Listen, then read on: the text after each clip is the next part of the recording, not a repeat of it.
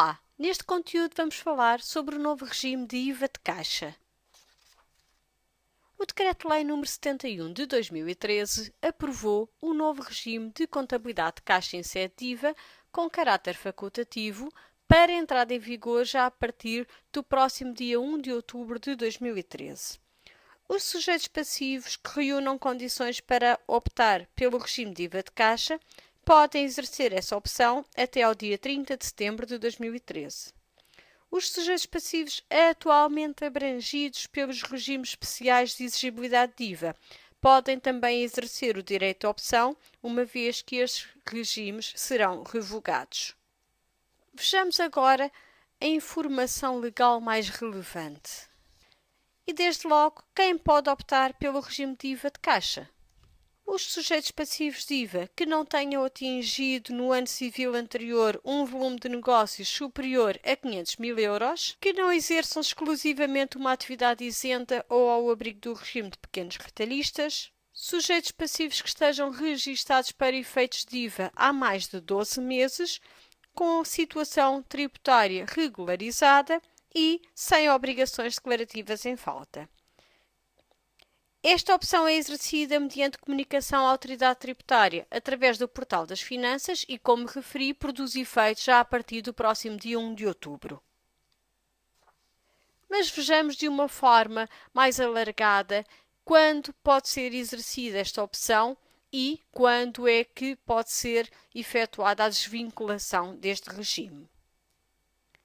Existem aqui, digamos que, dois períodos distintos. Em primeiro lugar, neste primeiro ano de entrada em vigor deste regime de IVA de caixa, todos os sujeitos passivos que reúnam condições para o adotar podem exercer esse direito até o dia 30 de setembro, sendo que ele produzirá efeitos já a partir do próximo dia 1 de outubro. Os restantes sujeitos passivos que queiram mais tarde adotar o regime de IVA de caixa poderão em cada ano efetuar essa comunicação à AT até ao dia 31 de outubro, sendo que ela produzirá efeitos a partir do dia 1 de janeiro do ano seguinte. O período de permanência será de 2 anos no mínimo, ou seja, independentemente de estar a aderir já até 30 de setembro ou de aderir a partir dessa data para a entrada, terá sempre que se manter durante 2 anos completos neste regime. Após este período, a qualquer momento, pode solicitar à autoridade tributária a desvinculação deste regime, também através de comunicação no Portal das Finanças, e esta saída produzirá efeito no período de imposto seguinte ao da comunicação. Portanto, se tiver no regime de IVA mensal, será logo no mês seguinte ao da comunicação. Se estiver no regime de IVA trimestral, será no trimestre seguinte ao da comunicação. Vejamos agora a que transações se aplica o regime de IVA de caixa. No caso dos sujeitos passivos que optem por este regime, será aplicado a todas as transmissões de bens e prestações de serviço que tenham como destinatários outros sujeitos passivos de IVA, e isto é muito importante, apenas as transações que são efetuadas entre sujeitos passivos de IVA poderão ser reconhecidas como estando ao abrigo do regime de IVA de caixa. Mas existem exceções, e que exceções são estas? As importações, exportações e atividades conexas, isentas, as vendas e compras intracomunitárias de bens e serviços, ou seja, as transmissões e aquisições intracomunitárias de bens e operações assimiladas, bem como as prestações intracomunitárias de serviços, as operações em que o adquirente seja o devedor do imposto, bem como as operações em que os sujeitos passivos tenham entre si relações especiais. E agora, no que concerne ao mecanismo de exigibilidade e dedução do IVA à luz do regime de IVA de caixa. Naquilo que diz respeito à exigibilidade do IVA, o IVA das operações que estejam abrangidas pelo regime de IVA de caixa é exigível no momento do recebimento total ou parcial pelo montante recebido, ainda que se trate de um adiantamento.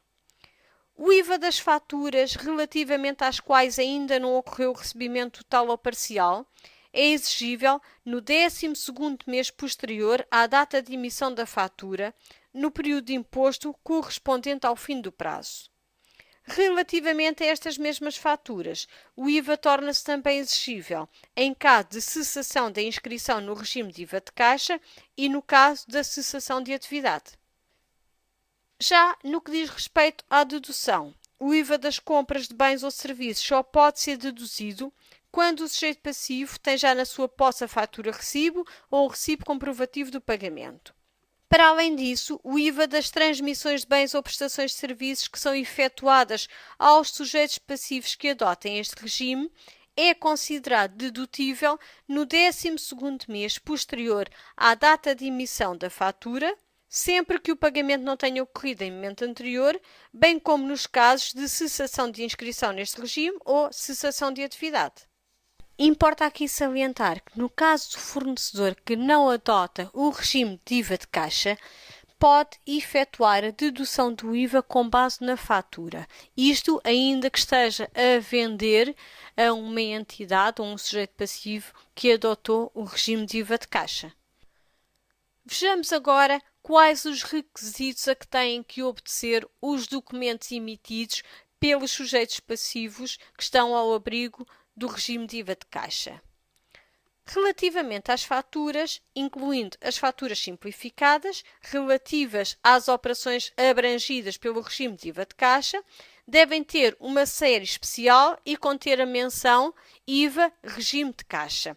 Todos os restantes elementos das faturas se mantêm relativamente àquilo que é o código do IVA, o código geral do IVA, ou seja, as regras de elementos que têm que constar na fatura são exatamente as mesmas, para além do facto de terem que conter a menção IVA regime de caixa e terem que ser emitidas numa série de documentos própria.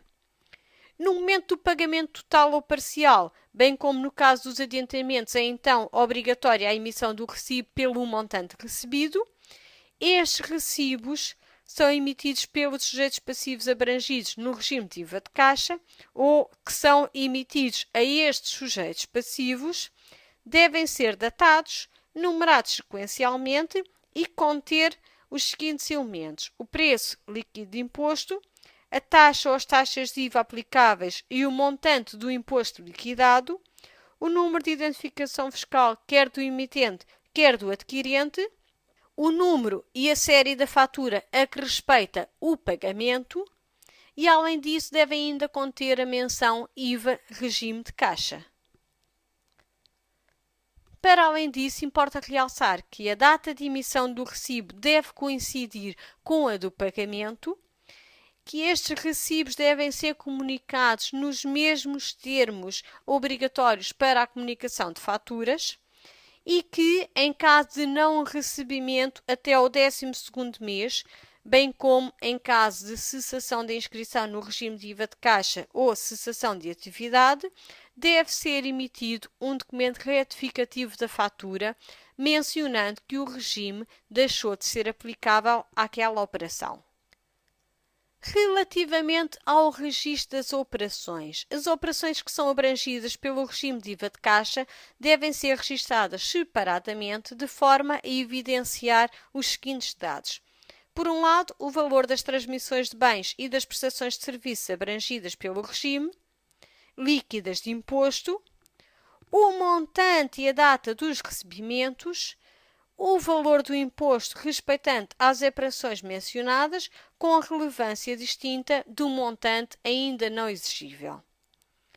Importa ainda realçar que as transmissões de bens e as prestações de serviço efetuadas aos sujeitos passivos abrangidos pelo regime devem ser por estes registadas de forma a evidenciar ainda o montante e a data dos pagamentos efetuados relativamente a cada aquisição.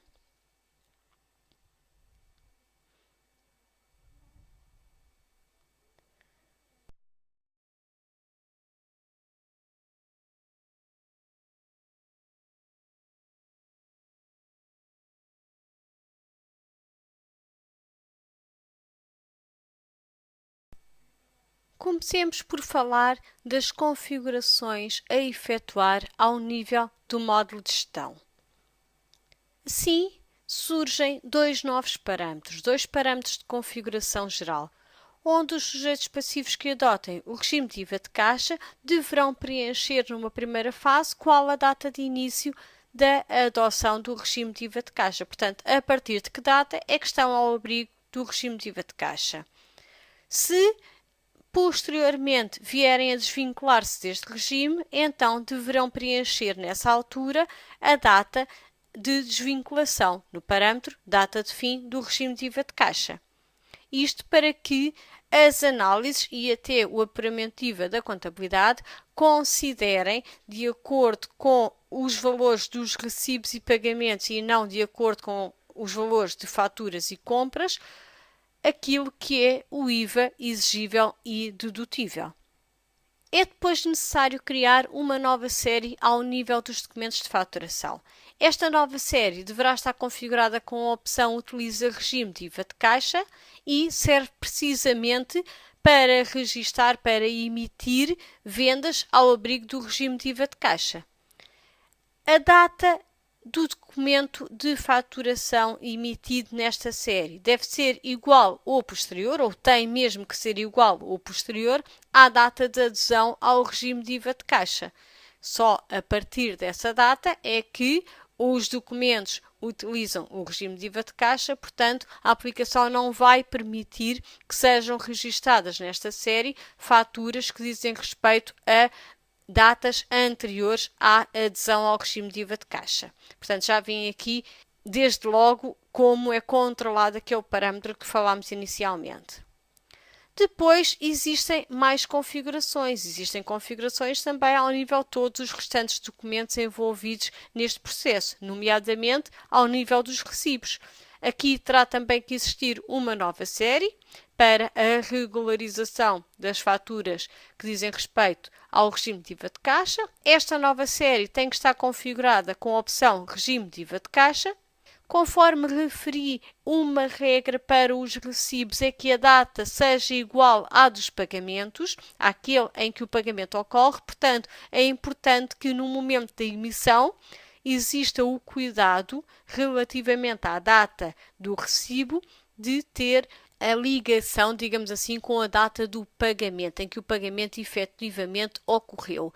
E aqui queria salientar que é importante, é tanto mais importante quanto este decreto indica também adicionalmente que a autoridade tributária fica com acesso à informação bancária dos sujeitos passivos que adiram ao regime de IVA de caixa. Como tal, todo este cruzamento de informação poderá ser efetuado pela autoridade tributária, nomeadamente naquilo que se refere às datas do recibo versus data efetiva de pagamento, data em que realmente o dinheiro entrou na conta da empresa. Depois, existe também uma nova opção, um novo botão no ecrã de emissão de recibos, que é o botão de totais, para que seja possível verificar então as bases de incidência e os montantes do IVA por cada uma das taxas, que é também uma necessidade inerente ao regime de IVA de caixa, é esta possível triagem, digamos assim.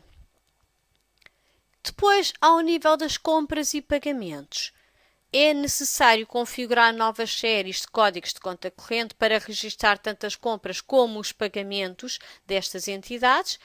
Estes documentos deverão estar configurados com a opção Utiliza regime de IVA de caixa no separador Contabilidade da configuração do código de conta corrente.